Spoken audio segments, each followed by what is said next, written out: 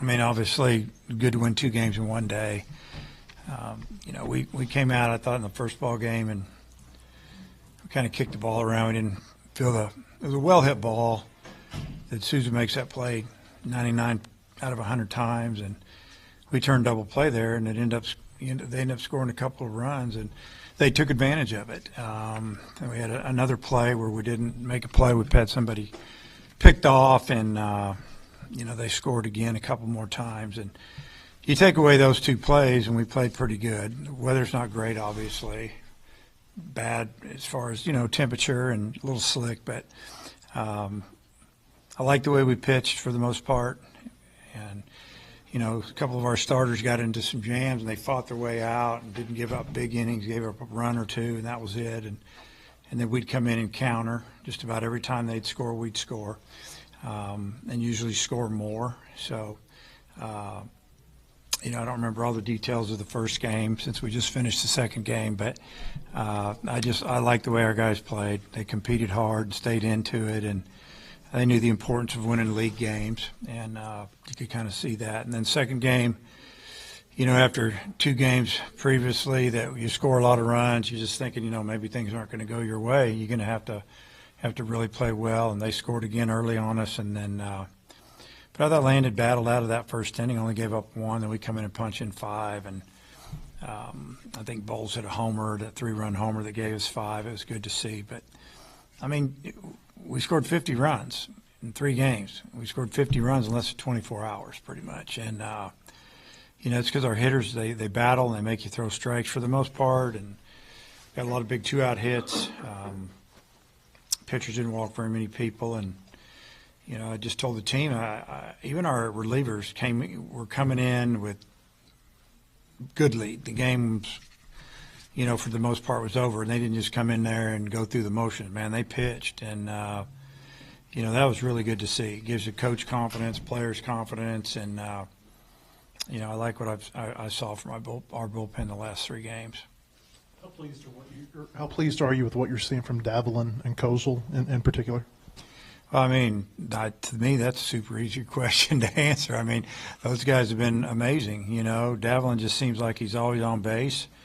He scored 50 runs this year already, and he's got double-digit homers and got 50 hits. And Kozel was in that lineup early and just wasn't going to be denied for the most part, and just got better and better. And now he's really hitting, and if you make a mistake, he hits it pretty hard all over the field, and he'll fight you with 2 strikes. And his RBI count, he's up to like 37, and probably 10 days ago or 2 weeks ago, he might have had 18 or something. I don't know. He's driven in a lot of runs lately. Started innings, finished innings with big hits. Finished off games, honestly. So those 2 hitters have been really good the last couple of weeks. And you moved Cam up to number 3 in the lineup for this second game. Is that something you've been thinking about, moving him up? Is it something that may Well, when I took Maxwell out of the game, because he's, we're trying to not keep him healthy, and his hamstring got a little tight. That's why I moved him up. I did move him up anyway from 6 to 5 because he's been swinging it to maybe protect one of those right-handed hitters, because just felt like that I needed to for the first game. But yeah, we got a lot of guys who can hit in the middle of the order, and they're showing it. Seemed like you kept the approach kind of the same way all the way throughout the end. How difficult is that to kind of keep continuing to take walks even as the score gets out of hand? Yeah, I mean that's just being a baseball player. That's the way they train, and they're all the drill work they go through, and the mental preparation, and all the the scouting reports that you go over. You don't want to go up and give up at bats just because you're in a hurry or you're up 10 or 12 runs. You don't want to change too much. You got to just keep doing it the way you've been doing it. That's why you got a big lead in the first place. But yeah, they went about it very professionally. When they got the lead, they just kept going up to the plate and doing what they do. Guys like Frazier getting an at-bat in SEC play, even in a blowout, just how valuable is that maybe down the road beyond this weekend? Only time will tell on that. It could be this year. Somebody tweaks something, or we have to do, make a move, or you just never know. And if you can get a young guy like that, or utility guy, some experience where he can go in and play third, short, or second, and maybe get you a big hit, I think it makes it a lot easier when they've had a little more game experience. Yeah, I think it was yesterday that you were saying that the lineup wasn't, as dangerous hitting 1 through 9 collectively. Do you think a 30-run day like today kind of redeems that a little bit? Did I said it wasn't that dangerous?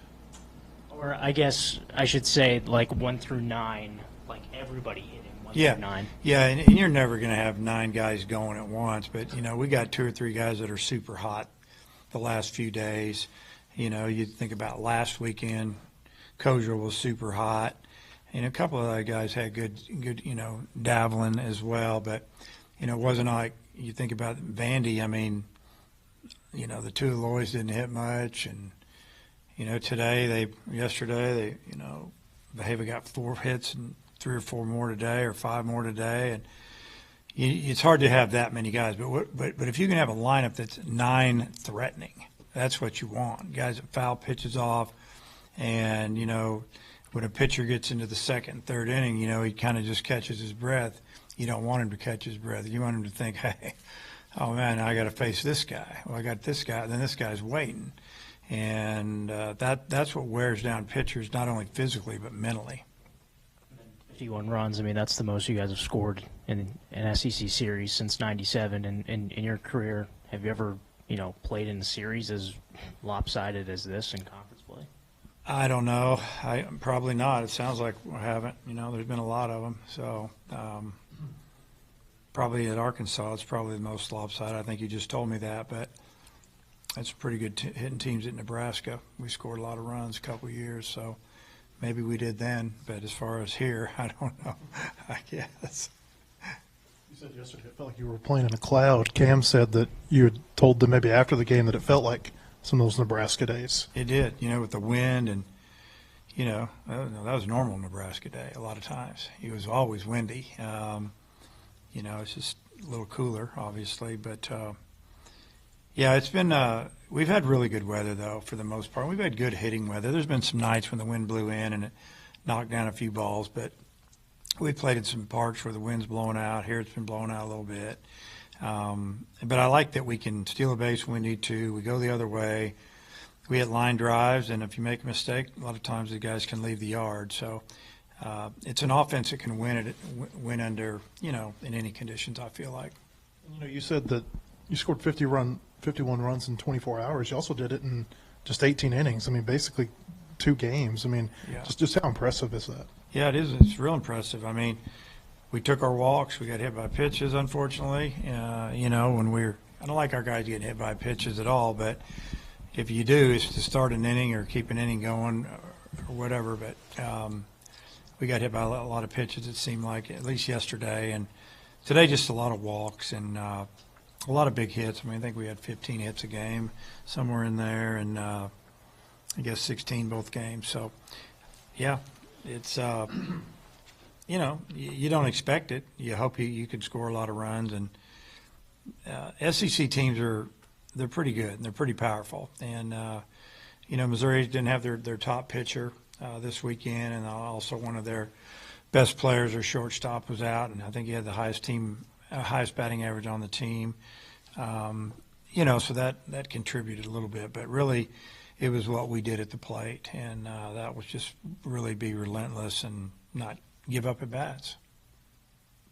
It seems like when Carson gets a shot at it, that he's hitting the ball hard, he's driving in runs. Yep. When you did give him the shot today, is there anything that he said to you, or just something simply from his body language that let you know that he was gonna get one? Well, it's interesting on him. We started him 3 weeks ago, midweek game, and the wind was blowing straight in from right. He had 2 balls that wouldn't have been out of the park that night, and I felt bad for him, because he's not starting.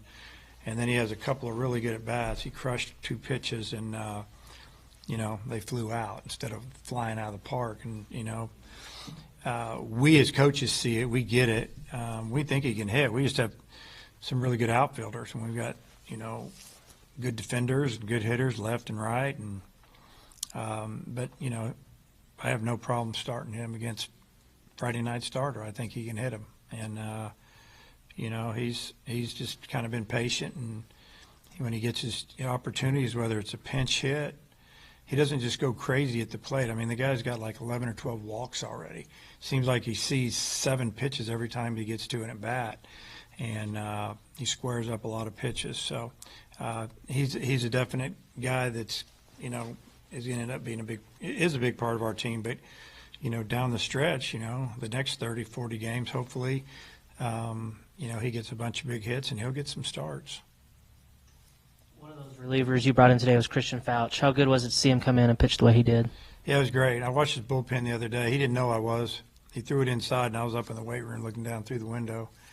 Right when he got done, I came down there and talked to coaches. I said, man, he was all over the plate, you know, and, I mean, he was right there, and it looked easy, and I didn't know how hard he was throwing. I said, how hard was he throwing? Because it looked like he was just playing catch, and they said 96, just playing around. And I said, well, maybe that's what he needs to do, just throw 96. And, you know, he threw 98 mostly today, 97, threw a couple of good splitters. It was really good to see because we need him. We need Wiggins. We need all those guys. And there's a few guys that didn't pitch this weekend that we're going to need in the weekends coming up. And, you know, we got Arkansas State on Tuesday, and we got to get through that one. Then we get to go to Georgia, and Georgia, they don't lose at home. So it's going to be a big challenging week ahead. But it's like I told the guys, enjoy this one for a while, and we'll move to Arkansas State tomorrow. Was there anything in particular Fouch needed to figure out or fix, you know, from his last outing to today? Probably have to talk to Coach more than me, Coach Hobbs, because he works with him. I think he just needs to know he's good more than anything. He's good. Just go pitch. Don't worry about it. And sometimes you get caught up in I hit that guy and I walk that guy, and oh man, you start questioning yourself. It says just go do what you do. If they hit you, they hit you. You know, we'll field it. But we need him. We're going to need him. And last one for me, Cole Gibbler, he got his first SEC action today. Just how good was it to get him out there, especially given Coyle's status? Yeah, it was really good because you know, we were planning on using this past weekend at Vandy, and we didn't have to. You know, he got 1 inning in Little Rock, and then he got an inning today. We were planning on using him in a leverage situation this weekend, and we didn't have one. So we have confidence in him. It's like every time we put him on the mound, he gets 2 strikeouts an inning, and then, you know, he's hard to hit. So that's going to be a big piece of the puzzle, we feel like, going forward. I think you started Ryder for both games of the doubleheader. It was just, you know, not uncommon, but maybe a little rare. Just what's allowed him since he's got here to be able to do that? Well, in our league, it's very common. Starting catcher is your starting catcher, and he's usually strong and you know, is in shape enough to do that. You know, we pulled him after 5 innings the first game, and then just let him go the whole game today, the second game. What allows him to do it, first off, he wants to be out there, and you know, he's been built up to catch like that. You know, we've given him some breaks on Tuesday games, and bring him in if we need him, and it's good to see him getting going with the bat. I think it really kicked it into gear last weekend in Nashville. Got some big hits for us, and you know, got some hits this last 3 games. So getting his average up there a little bit. Which the average to me is what it is. Sometimes it doesn't always tell if you're having good at bats, you're hitting the ball hard. But yeah, he's ready for that.